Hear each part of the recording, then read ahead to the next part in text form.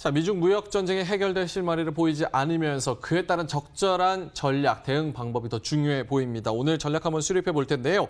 미중 산업경제연구소 조용찬 소장 나와 계십니다. 어서 오세요. 예, 안녕하십니까. 자, 지난주에 이제 다우 지수가 금리 인하 기대감으로 오히려 상황은 악화되는데 금리가 그러면 인하될 것이다라는 기대감에도 오르는 그런 모습이었어요. 실제로 이런 증시의 상승 분위기를 본다면 금리 인하에 대한 기대감 가져도 되는 것인지 펀더멘털적으로 봤을 때 이게 적절한 것인지도 궁금한데요. 네, 결론적으로 말씀을 드리면은 금리 조기 인하 가능성은 이번 주에 발표되는 경제 지표를 보면은 조금 좀 낮아지지 않을까 보여집니다. 수요일 날은 오후 9시 30분에 5월 미국의 소비자 물가 지수가 발표가 되는데요. 플러스 1.9%로 예상이 되고 있습니다. 코어 물가 지수 같은 경우에도 2.1%로 4월과 비슷하거나 소폭 내려갈 것으로 보여지는데요. 이 때문에 달러화 같은 경우는 좀 매도 압력, 그리고 엔화나 원화 같은 경우에는 좀 매수 압력으로 작용하지 않을까 보여집니다.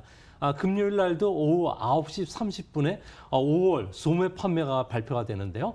전월 대비 0.6% 증가할 것으로 보여집니다. 4월 달이 마이너스 0.2%였기 때문에 플러스로 전환이 될 것으로 보여지고요.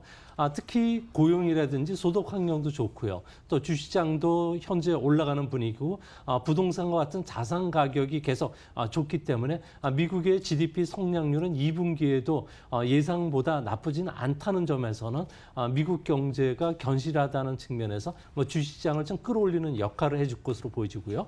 금요일 날은 오후 10시 15분에 5월 광공업 생산이 발표가 됩니다.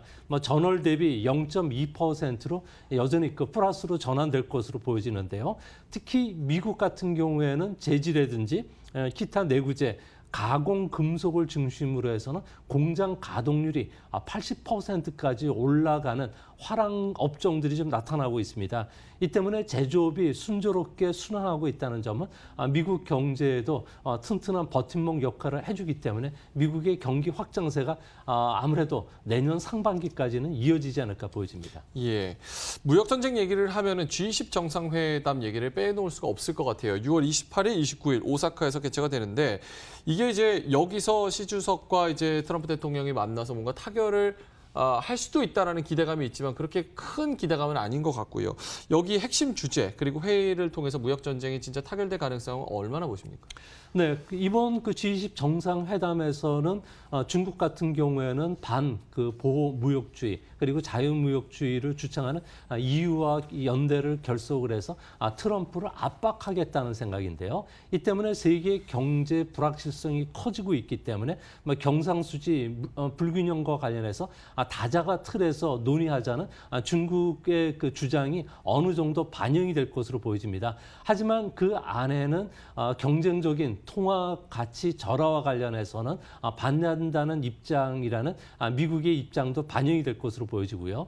특히 미국 같은 경우에는 신흥국과 관련해서 중국의 1대1로 사업을 통한 인프라 투자 확대가 결론은 중국의 채무, 부채를 떠넘기는 이런 작업들을 하고 있기 때문에 이번 회의에서는 질 높은 인프라 투자와 관련된 국제 규칙을 만들자고 주장할 것으로 보여지는데요. 이렇게 되면은 인프라와 관련해서 완성이 됐을 경우에 누구나 개방성을 갖게 되고요. 또 대출의 투명성이라든지 부채 담보 능력 문제를 중시하기 때문에 우리나라 인프라 투자에도 아무래도 청신호가 켜지지 않을까 보여집니다.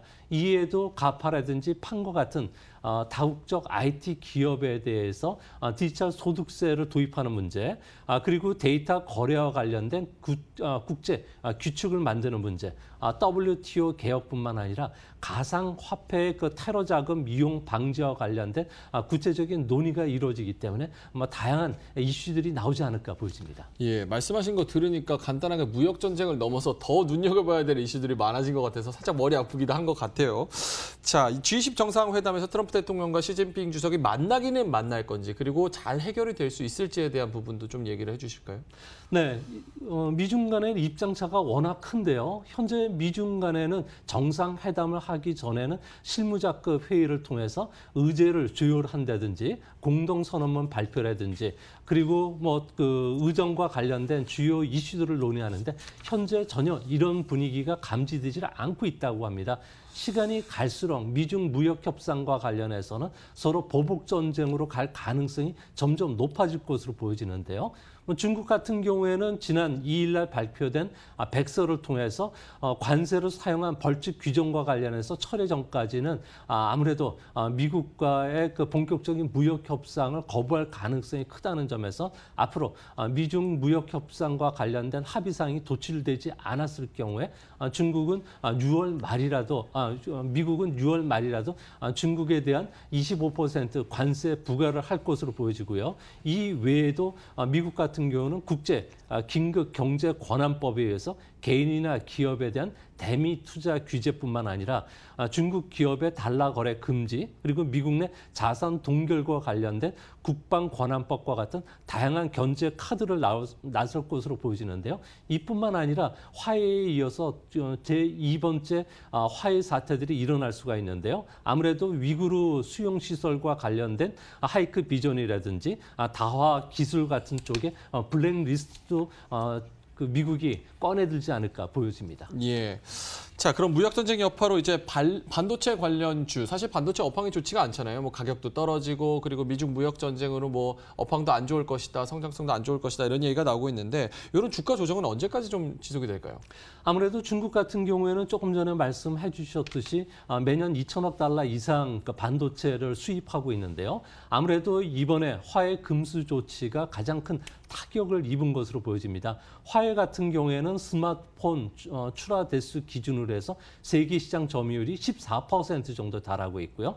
반도체 수요의 4%를 차지하는 주요 기업입니다. 하지만 중국 같은 경우에는 이런 반도체와 관련해서는 자동차의 그 케이스 시대에 들어가기 시작했는데요. 커넥티드 자율 주행 자동차, 그리고 공유 서비스, 전기 자동차와 관련해서 사물 인터넷과 연결시켜서 위치 정보라든지 속도, 개인정보, 과거 주행 이력을 통합하는 이런 방대한 데이터들과 관련된 데이터 센터라든지 AI, 빅데이터와 관련된 수요들이 꾸준하게 일어나고 있습니다. 이 때문에 반도체 재고 조정이 빠르지는 않지만 완만하게 지금 진행되고 있다는 점. 그리고 화해 전용 그 메모리 반도체 수요는 줄고 있지만 샤오미라든지 오포, 비포 쪽에서 지금 공격적인 경영을 하면서 반도체 수요를 지금 견인하고 있다는 점. 그리고 중국의 경기 부양책과 관련해서 다양한 효과들이 지금 나타나고 있기 때문에 중국의 그 재고 조정이 끝나는 올해 하반기 이후부터는 반도체 가격이 좀 상승하지 않을까 조심스럽게 전망이 됩니다. 예, 반도체가 우리나라에도 큰 영향을 미치기 때문에 정말 민감할 수 없는 부분인 것 같은데, 일단은 지금 우리나라가 줄 세우기에 지금 고래 싸움에 새우등 터진다는 말이 절실하게 지금 실감이 되고 있는 것 같아요. 해리 해리스 주한 미국 대사가 이제 불러가지고 사실은 통신사들한테, 국내 통신사들한테 화웨이 장비 제외해라 뭐 이런 압박을 가했고, 중국 정부는 이제 중국에서 기업하는 그런 한국 기업들을 불러서 또 이런 이야기를 면담을 따라 했고, 우리가 사실은 경제는 중국에, 그리고 또 외교 안보는 아까 미국에 의존을 하는 것처럼 어떻게 줄서기를 해야 현명한 방법일까요? 정말 어려운 이슈긴 한데 소장님 어떻게 생각하세요? 네, 아무래도 그 6월 말에 트럼프 대통령 같은 경우는 G20 정상회담을 끝나고 나서 우리나라를 방문할 것으로 보여지는데요. 여기서 반화해 전선에 합류하라는 압박을 할 가능성이 큽니다. 군사나 외교적인 안보 측면에서 미국에 의존하고 있는 우리 입장에서는 미국 같은 경우에 요구를 받아들이지 않았을 경우에 미국이 자동차에 대한 관세 부과에 나설 것으로 보여지고요.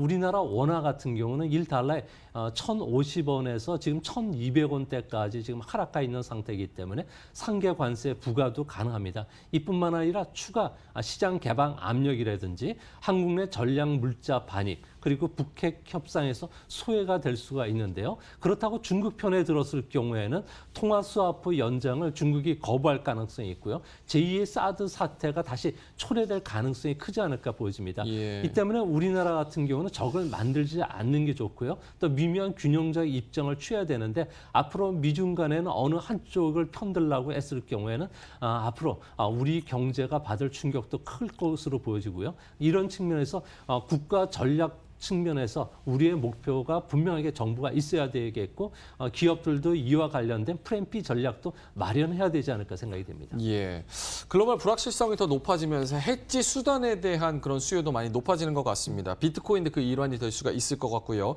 헤지 펀드의 금에 대한 롱 포지션이 12년 만에 최대 증가를 기록했다는 소식이 나왔어요. 금으로 이제 투자금이 몰려드는 이유 어느 정도 예상이 될 것 같고 온스당 $1,400 돌파를 전망하고 있는데 어떻게 보십니까? 아무래도 국제 그 상황이 긴장 국면에 흘러가고 있고요. 뭐 경기 하락 이뿐만 아니라 FRB의 금리 인하 가능성이 제기되면서 안전 통화인 금으로 자금 유입이 활발해지고 있는데요. 현재 1온스에 1,400원을 돌파하기 위해서는 두 가지 시나리오가 있어야 됩니다.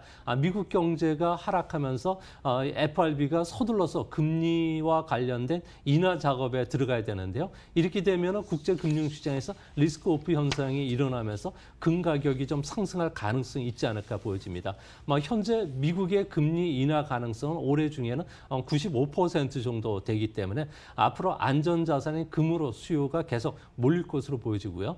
또 한 가지는 유로화가 큰 폭으로 상승해야 되는데요. 유로화가 상승하기 위해서는 앞으로 그 ECB가 금리를 인상해야 되는데 이런 가능성은 크지 않을 것으로 보여진다는 점에서 앞으로 금 가격은 $1,400까지는 상승하겠지만 $1,500까지 올라가기는 조금 역부족이지 않을까 생각이 됩니다. 예.